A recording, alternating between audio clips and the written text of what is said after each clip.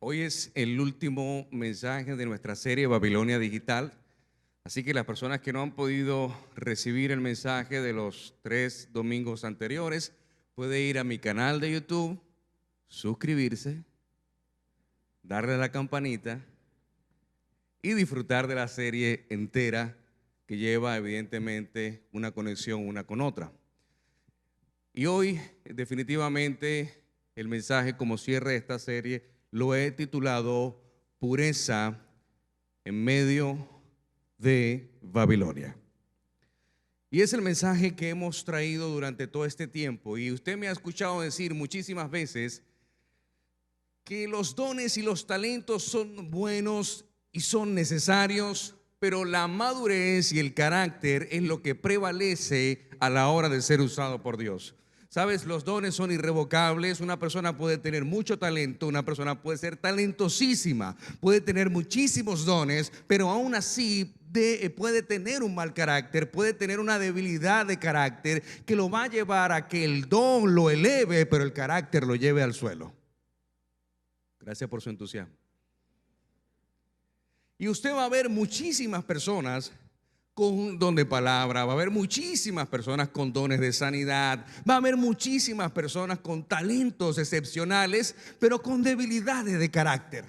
Personas que predican muy lindo, personas que enseñan maravilloso, personas que tocan instrumentos de manera virtuosa, personas que tienen el don de revelación o el don de profetizar o el don de tener visiones, pero un carácter totalmente débil.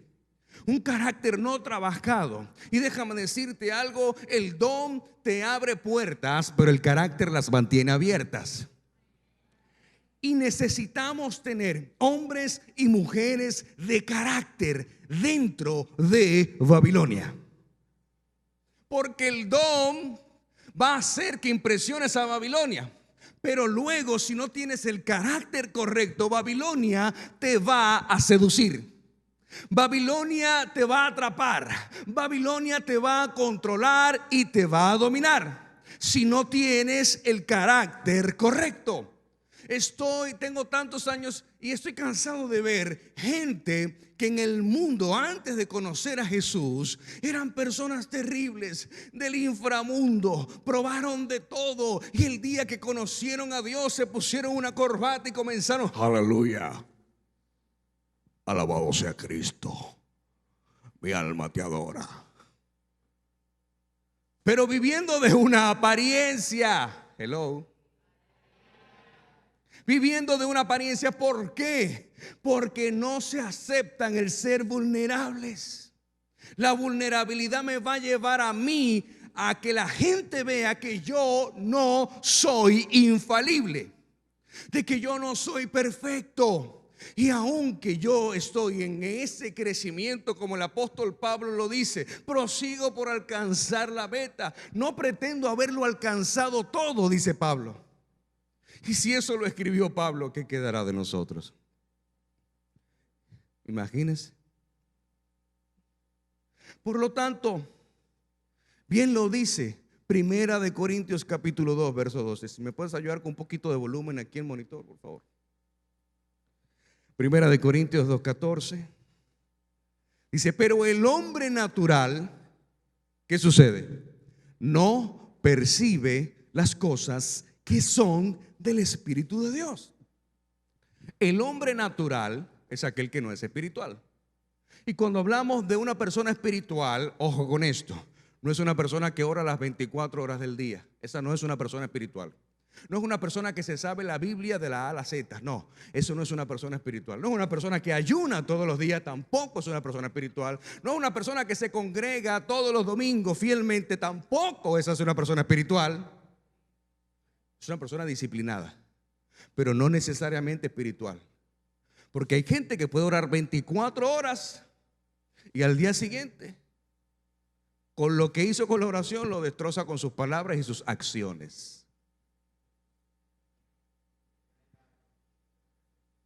Por eso dice, el hombre natural no percibe las cosas que son del Espíritu de Dios, porque para él son ¿qué? Locuras. Son locuras. Y Dios va a ofender tu razón para probar tu corazón. Te lo voy a decir una vez más. Dios va a ofender tu razón para probar tu corazón. Dios le dijo al pueblo: denle 7 vueltas a Jericó. Ahí alguien pudo haber derecho a réplica, por favor. ¿Por qué 7? Yo quiero darle 3. Estoy agotado, estoy cansado. ¿Por qué 7? Hello. Porque a Dios le da la gana que sean 7. Así de simple. Esa es la voluntad de Dios. Dios no tiene por qué darte explicaciones. Y muchas veces actuamos de esa. No. A mí hay que explicarme. A mí hay que explicarme por qué esto de esta manera. No. Puedes esperar todo el tiempo que tú quieras y no va a pasar. ¿Por qué? Porque si tú eres de esas personas que les dice a Dios: necesito una explicación, es porque no eres una persona espiritual. Porque el espiritual discierne todo. Lo dice la Biblia.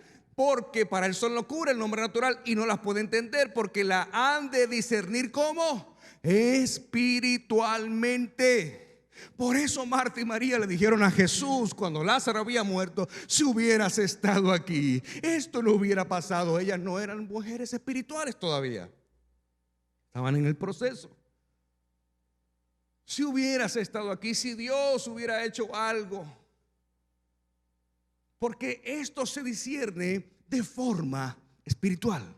Y la forma espiritual sencillamente lo dice el texto bíblico ahí al final: se discierne. El discernimiento es lo que caracteriza a un hombre y una mujer espiritual. Tan así que aun cuando conoces a alguien, cuando ves a alguien por primera vez, dices: aquí hay algo raro. Y comienzas a orar: Dios, muéstrame. Las solteras necesitan desarrollar discernimiento. Mucho discernimiento. Porque van a venir lobos disfrazados de lindos corderitos. ¿Qué significa ser espiritual? Porque cuando hablamos de ser espirituales nos imaginamos una aureola, unas alas, un traje brillante y levitando por todo el mundo. No, eso no es ser espiritual. ¿Qué significa? ¿Qué es una verdadera, genuina espiritualidad? Y esta es una pregunta muy importante y hay 2 razones. La primera es porque hay falsos conceptos de lo que es una verdadera espiritualidad. Hay gente que creen que la espiritualidad es: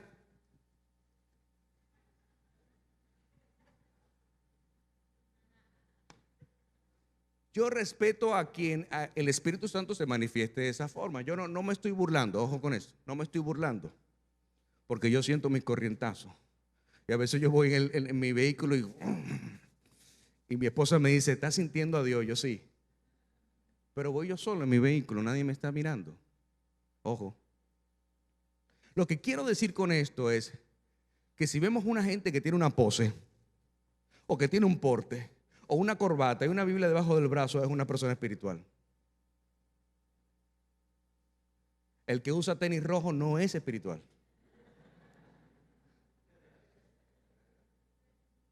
¿Me hago entender, iglesia? Entonces estamos viviendo en un mundo de apariencias y es lo que Babilonia enseña. No es lo que vemos en las redes sociales. Personas viviendo de apariencia. En Instagram, cuando abrimos Instagram, nos da depresión. Porque vemos a esa gente viajando por todos lados. Y dice: ¿cómo hacen para viajar? Yo para ir a Jarabacoa tengo que hacer un presupuesto de 2 meses antes. Y esta gente andan viajando por todo el mundo. ¿Cómo lo hacen? ¿En qué momento trabajan? Y te da depresión porque es lo que el mundo quiere enseñarte. Que la verdadera felicidad está en conocer el mundo. Viajar es lindo y a mí me encanta viajar y conocer lugares. Claro que sí, pero ahí no está la felicidad. La felicidad está en que estés 90, 60, 90. A mí se me invirtió. Yo estoy 90, 180, 145. Pero te enseñan a que ahí es donde está la felicidad, de lo que vistes, en lo que te pones, en el último celular, en todo lo que está de moda. Porque Babilonia te presiona a que vivas de esa forma. Lo segundo es que la iglesia necesita hombres y mujeres realmente espirituales para ser más fuertes e impactar más el mundo. Los falsos conceptos de espiritualidad es lo que ha hecho ridiculizar a la iglesia en Babilonia. Personas como los Rabacucu, que nos da mucha risa cuando vemos sus videos, son unos ridículos. ¿Por qué? Porque ridiculizan el evangelio. Lo ridiculizan porque eso no es Jesús.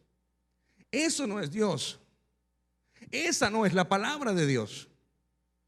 Por eso mi pueblo pereció por falta de conocimiento, dice la Biblia. ¿Por qué? Porque el que ve eso dice, no, tú ves, por eso es que yo no.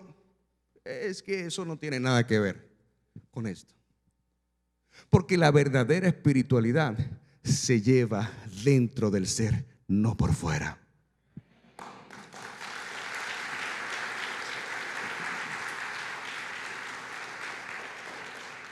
Necesitamos hombres y mujeres que realmente aprendan a usar la plataforma de Babilonia para mostrar a Jesús.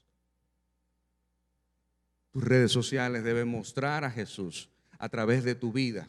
Déjame decirte algo. Tú eres la Biblia que muchas personas van a leer. ¿A través de qué? A través de tus hechos, a través de tus acciones, a través de tu forma de pensar. Yo estoy dentro de Babilonia, mas no soy de Babilonia. Porque yo estoy ahí puesto para impactar una nación, para impactar un gobierno, para impactar. Algún día estaremos delante de reyes, delante de presidentes, delante de hombres y mujeres de influencia, y esas personas van a desear lo que tú y yo tenemos. ¿Por qué van a ver algo distinto? Van a ver algo diferente, algo que brilla, algo que no se parece a ellos, aunque vista como ellos. Esa es la realidad de hombres y mujeres de fe que sepan llevar el evangelio a esos lugares donde nadie quiere ir. Por eso necesitamos, número uno, vivir para Dios en un mundo de pecado. Cada día, iglesia, cada día, y hoy lo estamos viendo. Mi hijo prendió su PlayStation en plan el arco iris. Y fue donde mi papi, mira, ya hasta en el PlayStation lo están poniendo. Los estadios de fútbol pintados con las luces del arco iris, del falso arco iris, porque Satanás es experto en imitar todo. El arco iris es la señal del pacto. Para que los que no saben, es la señal del pacto donde Dios le dijo a Noé: no destruiré la tierra con un diluvio. El arco iris es la señal del pacto. Pero cuando usted ve los colores que tiene la agenda gay, hay un color de más que no aparece en el verdadero arco iris. Porque él intenta plagiar todo, él intenta imitar todo. Entonces ya tú entras a Instagram y todas las empresas tienen su símbolo en su foto de perfil de Instagram apoyando la agenda gay. Obama, Biden salió ayer diciendo que la comunidad gay ha regresado a la Casa Blanca.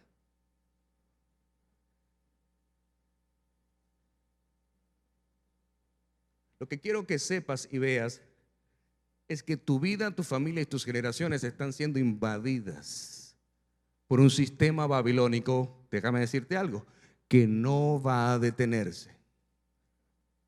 La pregunta que te hago es: ¿cómo te vas a preparar para este sistema? Vivir para Dios en un mundo de pecado. Confiar en Dios en situaciones de crisis.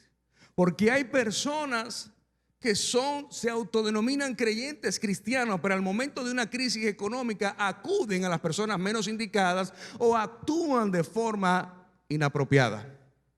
Honrar a Dios en momentos de presión, cuando estás en esa presión que Babilonia ejerce, porque hay una presión, hay una presión.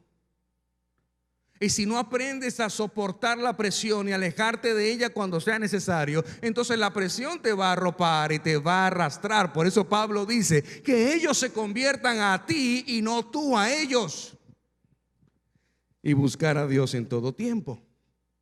Durante toda esta serie hemos hablado del personaje principal, que es Daniel.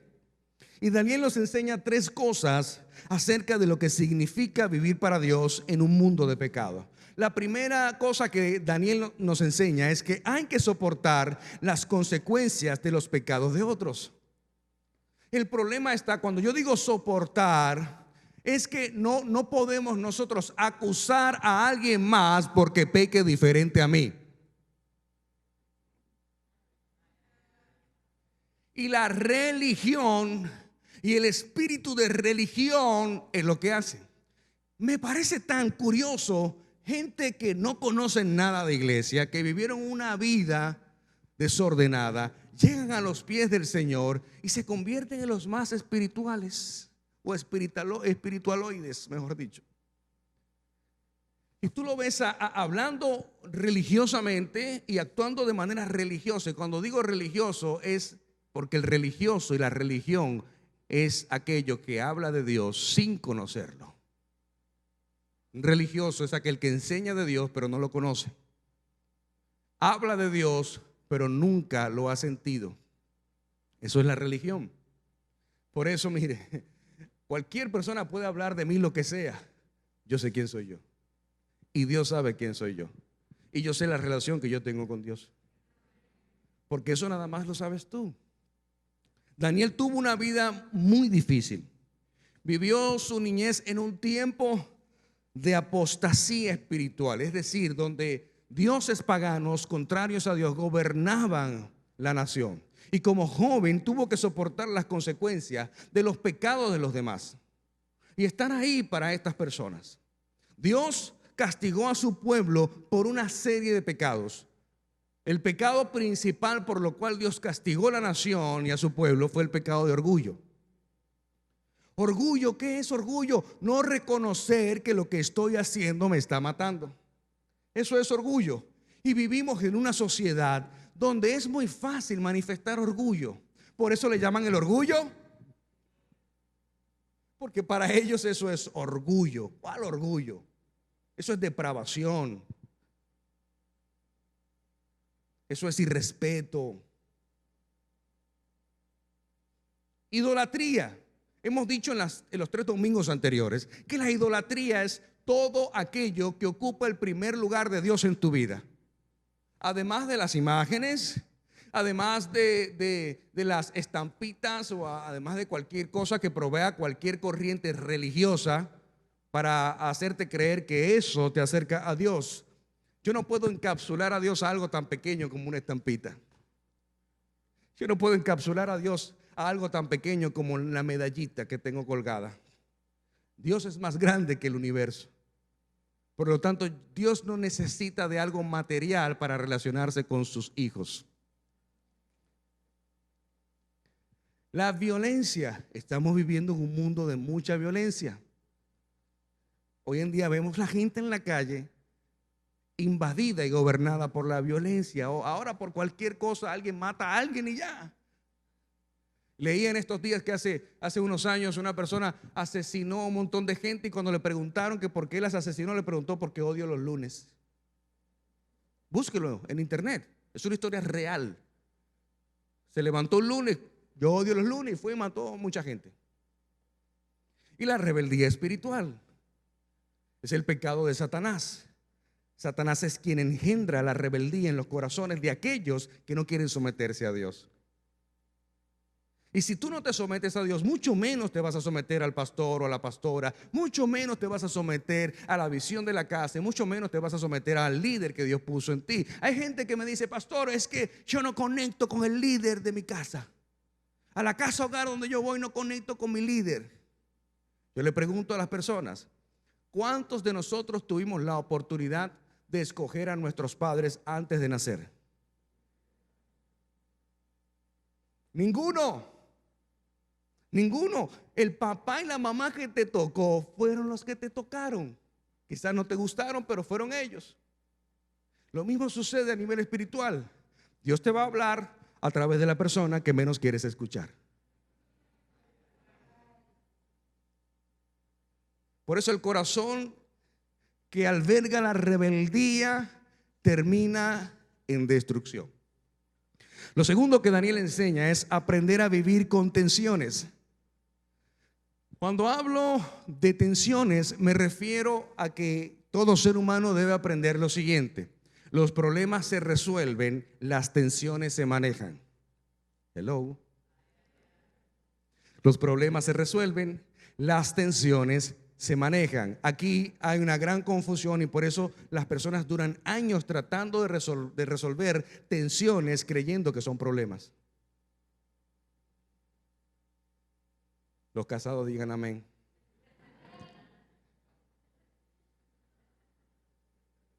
Sí, porque si yo dejo la toalla tirada en el piso mojada y mi esposa todos los días me regaña porque dejo la toalla ahí en el piso, eso no es un problema. Eso es una tensión. Y las tensiones se manejan. Cuando crees que puedes resolver una tensión como si fuese un problema, vas a desgastarte y no va a pasar nada. Cuando las personas discuten, siempre discuten por tener ¿qué? Ustedes saben de eso. Discuten para tener la razón. ¿Y cómo termina una discusión cuando ambas personas quieren tener la razón? ¿Cómo termina esa discusión? Muy mal, porque nadie va a soltar la razón. Entonces, es muy importante saber que es mejor ceder la razón y ganar la relación. Cuando ganas la relación, entonces has ganado a una persona que puedes persuadir positivamente para lo que tú quieres enseñarle. Por eso cuando los religiosos discuten con los no creyentes acerca de Dios, han perdido una persona para ganarla para Dios. Es que tú eres un pecador y te vas a ir al infierno. ¿Usted cree que diciéndole eso la persona va a venir a la iglesia? No. Todos somos pecadores. Y cuando yo le digo a alguien, ¿sabes qué? Todos somos pecadores. Yo te entiendo lo que tú estás viviendo porque yo lo viví en un tiempo de mi vida. Eso se llama vulnerabilidad. Y déjame decirte, Dios a mí me sanó. Y si tú quieres sanar, yo te puedo ayudar. ¡Qué distinto! Hello. Entonces Daniel, al ser llevado a Babilonia y siendo colocado en la corte de Nabucodonosor, Daniel tuvo que enfrentar un gran desafío. El desafío de vivir en un contexto de pecado. A todos nos gustaría que nuestros vecinos fueran cristianos, ¿verdad que sí? Sería maravilloso vivir en una urbanización o en un edificio donde ahí todos sean cristianos. Desde que tú llegues, escuches alabanza y adoración. Aleluya. Y cuando entres al ascensor, siento a Dios aquí en el ascensor. Imagínate un mall, un centro comercial solo de cristianos, empresarios de reino. Ahí, y entres a una tienda a comprar unos zapatos. ¡Oh, aleluya! ¡Ay! Y de repente venga alguien y diga: yo te los ofrendo, varón de Dios, porque el Señor me muestra que... ¿Te imaginas? Sería maravilloso vivir así, ¿verdad? Entonces, ¿por qué no nos vamos para el cielo? ¿Qué hacemos aquí entonces? ¿Qué hacemos aquí? Aprender a vivir dentro de un contexto de pecado es lo que va a desarrollar tu verdadera espiritualidad.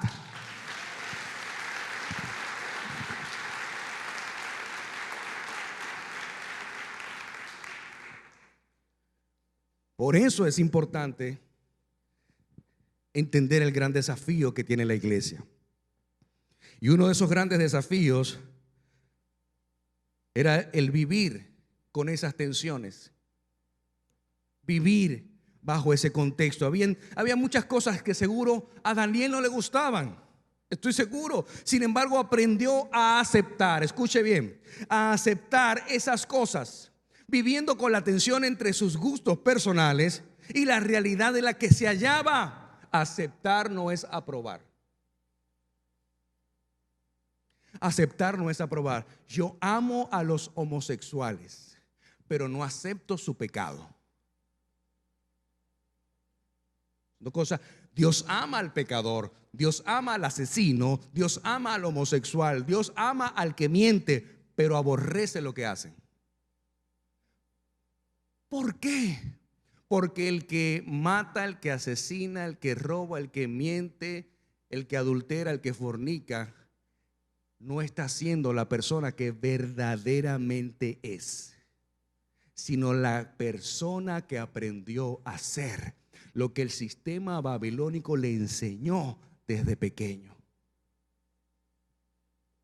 Si no, entonces que venga la comunidad gay y me demuestre a mí por qué hay hombres y mujeres homosexuales que salieron de esa vida y hoy en día son hombres, hombres, mujer, mujer.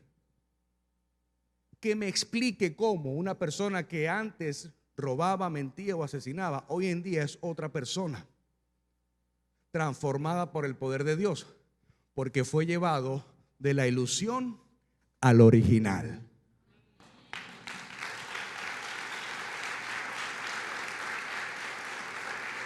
Fue sacado de lo que no es y fue insertado en lo que sí verdaderamente es. A mí no me gustaba el hombre que yo era antes de conocer a Jesús. Claro que no me gustaba. Y a veces recuerdo cosas y las converso con mi esposa. Ay, mi amor, un día yo hice esto, hice aquello. Eso no me llena de gozo, claro que no. Pero es mi testimonio de poder decir, ese era el hombre que yo realmente no era. Pero el sistema babilónico me llevó a eso. Por eso aceptar no es aprobar. ¿Qué tuvo que aceptar Daniel? Número uno, el hecho de vivir en la corte de Nabucodonosor. Como judío, Daniel habrá visto cosas en la corte que seguramente no le agradaban, que iban en contra de su formación y de su crianza. El atropello de otras naciones, el culto a los dioses paganos, la manifestación de la inmoralidad que se vive en Babilonia, el orgullo y vanagloria humana, y etcétera, etcétera, etcétera, etcétera. Lo segundo es el aprendizaje del idioma babilónico. Daniel tuvo que dejar de hablar hebreo para hablar caldeo. Y es por eso que como judío el idioma hebreo era como el idioma del cielo. Imagínate dejar de hablar el idioma del cielo para aprender a hablar lo que como hablaban en Babilonia. Y eso lo tuvo que hacer Daniel. Hablar otro idioma era incómodo para él y estaría lleno de términos y conceptos antibíblicos incluso. Daniel se sentiría casi sucio espiritualmente hablando en el tener que incurrir en un idioma caldeo todo el tiempo. ¿Sabes de dónde viene la palabra ojalá? Ojalá. Y nosotros, sin darnos cuenta, incluimos en nuestro vocabulario muchas frases que son antibíblicas, pero las tomamos como normal porque nos enseñaron en Babilonia eso. Hello.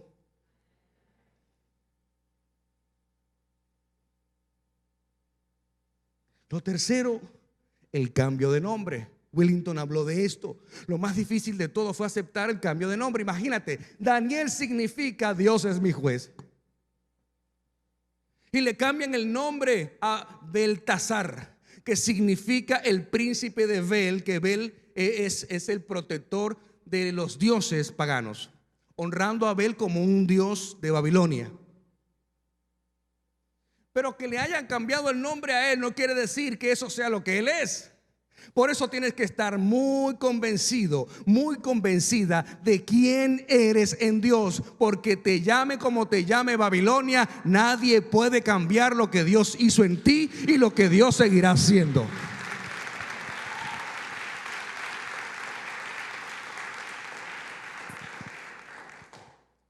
Daniel aprendió que la verdadera espiritualidad no consiste en alejarse de los pecadores o en distanciarse de toda manifestación de pecado en este mundo, sino en aprender a vivir en santidad en medio de esas cosas.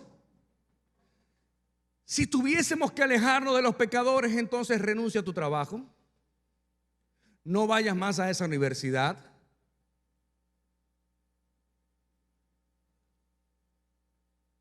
rompe la sociedad del negocio que tienes. A mí me enseñaron que tener socios no creyentes o no cristianos era pecado. A mí me enseñaron eso. Y ciertamente hay que tener ¿qué? Discernimiento. Claro, porque muchos cristianos me han robado a mí. Pseudos cristianos, porque no se les puede llamar cristianos.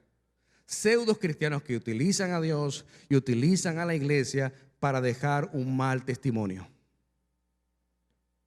Personas que me han dicho: pastor, mire, un día yo, hace mucho tiempo estábamos haciendo la librería allá afuera y mandé a hacer unos muebles de madera y yo quise contratar a alguien de afuera, que no fuera de la iglesia ni nada de esto, y viene la persona y le pago el monto que me va a decir, y cuando ya se está despidiendo en la puerta me dice: pastor, y eso le va a quedar bien porque sabe que yo soy cristiano. Y yo, no me hubieras dicho eso. Y él me dice: ¿pero por qué? Porque los cristianos son los que más mal me han quedado. Los pseudos cristianos, ojo, los pseudos cristianos. Entonces no me venga con eso, porque sabes que yo tengo un socio que no es creyente, no era creyente. Y desde el día que comenzamos a ser socios, el hombre ahora ora, el hombre y su esposa vienen a la iglesia y están en ese proceso de conversión. Allí yo en medio de Babilonia, de manera tranquila, suave, sin presión, mostrándole con mi testimonio, con mi vida y mi esposa, quién es Dios.